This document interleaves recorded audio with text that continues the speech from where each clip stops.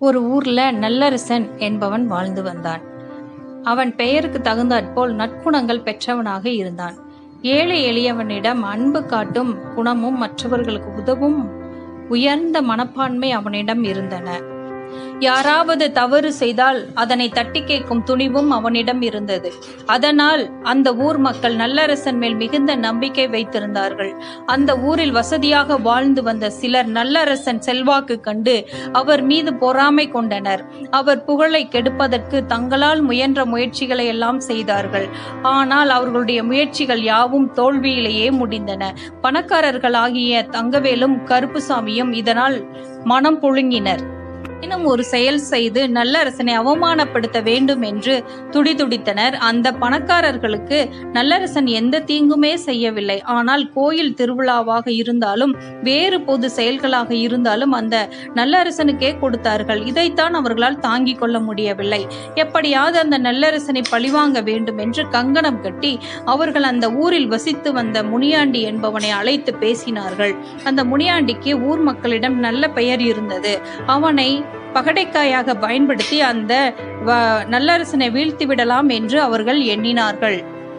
தங்கவேலுவும் கருப்புசாமியும் ஒன்று சேர்ந்து சதித்திட்டம் ஒன்றை தீட்டினார்கள். முனியாண்டியை தங்கள் வீட்டில் அழைத்து பேசினார்கள். முனியாண்டி, எங்களுக்கு ஒரு செயல் செய்யணும் என்று கூறி கட்டுக்கட்டாக ரூபாய் நோட்டுகள் அவனிடம் திணிக்கப்பட்டன. ரூபாய் நோட்டுகளை பார்த்ததும் முனியாண்டிக்கு ஆசை அதிகமானது. அவன் அவர்களை நோக்கி, உங்களுக்காக எதை வேண்டுமானாலும் செய்வேன் என்றான்.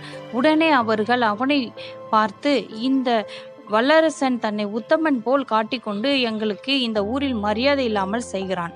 அவனுக்கு சரியான பாடம் கற்பிக்க வேண்டும். அதற்கு தான் உன்னுடைய உதவி தேவை என்றனர். மேலும் அவர்கள் தங்களுடைய சதித்திட்டத்தை அவனிடம் கூறினர். எங்களுடைய 3 லட்சம் பணத்தை எப்படியாவது நல்லரசனின் வீட்டில் நீ வைக்க வேண்டும். நாங்கள் போலீசில் புகார் கொடுத்து அவனை கைது செய்ய சொல்கிறோம். அவன் 3 லட்சம் ரூபாயை திருடியதாக நீ பொய்சாட்சி சொன்னால் போதும். மற்ற விஷயங்களை நாங்கள் பார்த்துக் கொள்கிறோம் என்று தங்கவேலும் கருப்புசாமியும் கூறினர். முனியாண்டி அவர்களை பார்த்து, நீங்கள் சொல்வது போலவே செய்கிறேன் என்று கூறிவிட்டான். தங்கவேலுவும் கருப்புசாமியும் இதை கேட்டு மகிழ்ந்தார்கள். இந்த சதித்திட்டம் அவர்களின் எண்ணம் போலவே நடந்தது. தங்கள் பணம் 3 லட்சம் திருடு போய்விட்டதாக அந்த இருவரும் போலீசாரில் புகார் கொடுத்தனர். உங்களுக்கு யார் மீது சந்தேகம் இருக்கிறது என்று அவர்கள் கேட்டதற்கு உடனே முனியாண்டியை அழைத்து போய் காவல் நிலையத்தில் அந்த இருவரும் ஒப்படைத்தனர். அவன் காவல்துறை அதிகாரியிடம், இந்த ஊரில் நல்லரசன் என்று ஒருவன் இருக்கிறான். நேற்று இரவு இவர்களுடைய வீட்டில் இருந்து பணத்தை திருடி கொண்டு வேகமாக போனது என் கண்களாலே பார்த்தேன். நீங்கள் அவனை விசாரித்தால் எல்லாம் உண்மைகளும் தெரிந்துவிடும் என்று அவன் கூசாமல் பொய்சாட்சி சொன்னான். காவலர்களும் நல்லரசன் வீட்டுக்கு சென்றனர். அவன் வீட்டை சோதனையிட்டனர். வல்லரசனுக்கு தெரியாமல் முனியாண்டி கொண்டு வந்த 3 லட்சம் ரூபாய் அந்த வீட்டு மூலையில் இருந்ததை காவல் அதிகாரிகள் கைப்பற்றினர். அவர்கள் நல்லரசனை பார்த்து, இந்த பணம் உங்கள் வீட்டில் எப்படி வந்தது என்று கேட்டார்கள். நல்லரசன் நிதானத்தை இழக்காமல், சார், இந்த பணம் பற்றி எனக்கு எதுவும் தெரியாது. இது எப்படி இங்கே வந்தது என்பதும் எனக்கு தெரியாது. இது ஏதோ சதித்திட்டம் இருக்கிறது. அந்த முனியாண்டியை நீங்கள் கண்காணித்தால் உங்களுக்கு விஷயம் தெரிந்துவிடும். உங்களோட விசாரணைக்கு நானும் முழு ஒத்துழைப்பு கொடுக்கிறேன் என்றான். ஊர் மக்களின் நன்மதிப்புக்குரியவன் வல்லரசன் என்பதால் அவனுக்கு மதிப்பு கொடுத்து காவல் அதிகாரிகள் முனியாண்டின் வீட்டுக்கு சென்று சோதனையிட்டனர். அவன் வீட்டிலிருந்து சில ரூபாய் கட்டுக்களை காவல்துறையினர் கைப்பற்றினார்கள். அந்த கட்டுக்களை சோதித்ததில் அவை அனைத்துமே கள்ள நோட்டுகள் என்பது தெரிய வந்தது. முனியாண்டி சிறையில் அடைக்கப்பட்டான்.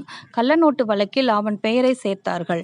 அதை அறிந்த முனியாண்டி காவல் அதிகாரியை பார்த்து, சார், எனக்கு அதுபோல் புத்தியெல்லாம் கிடையாது. பணத்துக்கு ஆசைப்பட்டு உத்தமரான நல்லரசனுக்கு எதிராக பொய்சாட்சி கூறினேன். அதுக்கு கடவுள் எனக்கு சரியான தண்டனை கொடுத்து விட்டார். தங்கவேலும் கருப்புசாமி இருவரும் தான் என்னை இவ்வாறு செய்ய சொன்னார்கள். மற்றபடி கள்ளநோட்டுக்கும் எனக்கும் எந்த சம்பந்தமும் கிடையாது என்று எல்லா உண்மையும் கூறிவிட்டான்.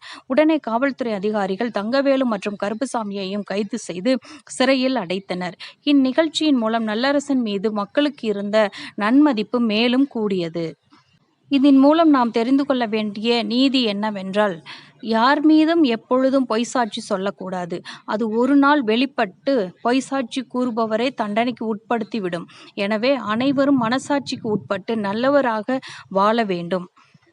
மேலும் இது போன்ற நீதி கதைகளுக்கு நம்ம சேனலை சப்ஸ்கிரைப் பண்ணவும். தேங்க்யூ.